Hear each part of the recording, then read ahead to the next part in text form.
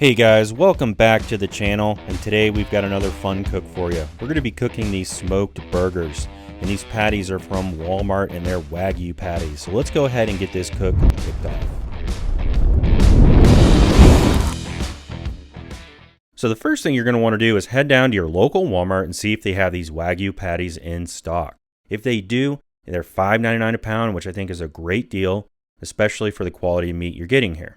Now these are Wagyu beef, and generally when we think of Wagyu, those are cows in a breed that is raised in Japan. However, as they have become more popular, now American farmers have started breeding that cow as well, and this is the meat that comes from that. We're going to get these patties on this prep tray here and get them ready to be seasoned. Now just look at that fat ratio. They're 75% meat and 25% fat, which makes a really juicy smoked burger. So I know these are going to be really good. So we just got a couple more to get on this prep table, and then we're going to pull out our seasoning. And I'm going to use one of my favorite seasonings here.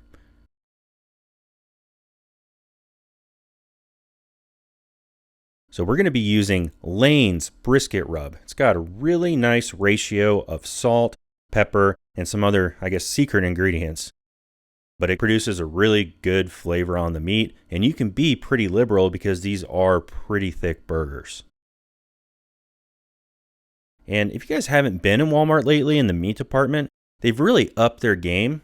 Definitely not sponsored by Walmart or anything, but when I'm there shopping for other things, I always have to go and peruse that aisle because you never know what you're going to find. I've found tomahawks before, I found tri-tips, and I've also found other really unique cuts that aren't offered at other grocery stores. So it's always worth checking out if you're there, getting groceries or getting some other things. And I always find something neat to bring home. So we're going to get this other side seasoned, and then we're going to be ready to throw these on the smoker. And I really like the color. It definitely looks like there's some garlic powder in here. And it's definitely going to taste good on this burger. All right, so we're out here battling the rain a little bit. I've got my offset smoker fired up, and we're going to be cooking at 275 degrees. That's the sweet spot for this smoker. Now, if you're using a different type of smoker, like say maybe a pellet smoker or an electric smoker or any other type, you know that your cooking temperature is going to vary depending on what mine is to produce the best smoke. So you go ahead and set your grill and just periodically check with the temp probe to see where these patties are at so you don't overshoot your target temperature and get really good smoky flavor on them. So you can see we've got all of them almost on the grill, and to the left, I'm sure you've noticed that we've got some sort of pineapple concoction going on. Those are my candied bacon pineapple poppers, and they were featured in my previous video. So if you didn't see that video and it sounds like something you may want to make, definitely check it out because that was a delicious cook. All right, so after about 30 to 45 minutes, I'm going to come in here and I'm going to check with our temp probe just to see where these are temping at. You can see they're probing close to 160 degrees. That's pretty perfect. I'm going to pull them off now, and we're going to prepare them to go on our sear station over on the right side of my smoker. Now, if you don't have a sear station or you don't have an offset smoker, if you're using a pellet smoker, crank that heat up so you can get that searing temperature, or you could throw these on the gas grill or even put them in a cast iron pan to get a little bit of sear on them. And look at that mahogany color. I just really love the look of these burgers after they've been here on the smoker. They look absolutely delicious. I bet you could get away eating them as is right now, but I want to get a little bit of sear on there, give it a little bit of extra grill flavor, and also melt some cheese on there. We're going to pull each one of those off, and we're going to let them sit for about 10 minutes just so the internal temperature can come down a little bit, so when we sear them, we don't overshoot our target final temperature.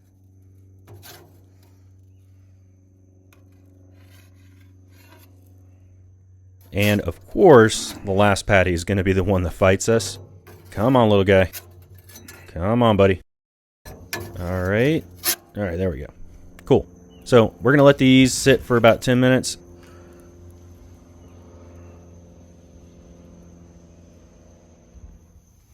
And you can see this is the sear station that I was talking about. It's just a little door that opens up over my firebox, and we've got a really good hot bed of coals from burning those splits.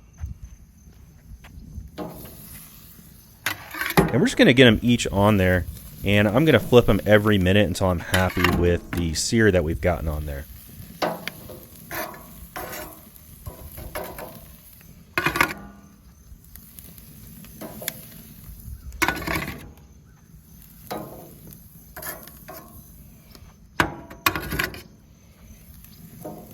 There's nothing like listening to burgers or meat sizzle. Alright, so we're going to give these a little flip now after about a minute. They're starting to look where I want them.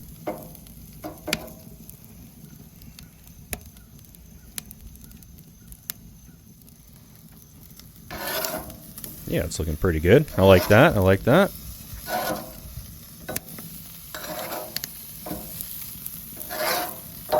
And there's just something about cooking over open fire that I really love. Time to get our cheese on. That won't take more than 30 seconds. Alright, we brought it inside. You got to put it on a Martin's potato bun. That is the only way to go. I'm just going to put some Alabama white sauce on here. I think it gives it a nice little flavor without overpowering the beef flavor. I don't like any veggies on my burger. I like to just taste the cheese and the meat and that tasty bun. And that's it. If you want to add toppings at this point, go ahead and do it.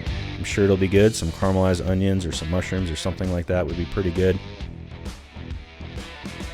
But I hope you guys liked the video, and if you did, go ahead and consider subscribing. It really helps me out. But we'll go ahead and we'll see you in the next video. Peace.